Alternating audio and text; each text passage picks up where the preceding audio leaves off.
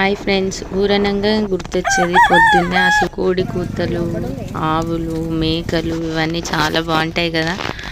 ఇంకా అలాగే మా పత్తి చేనుకి వెళ్ళాము. అక్కడ వాగుంటుంది. పత్తి చేనులోకి వెళ్ళిన తర్వాత మా మామయ్య అయితే ఈతగడ్డ తీసుకొచ్చాడు. అదైతే ఫస్ట్ టైం నేను చూడడమే.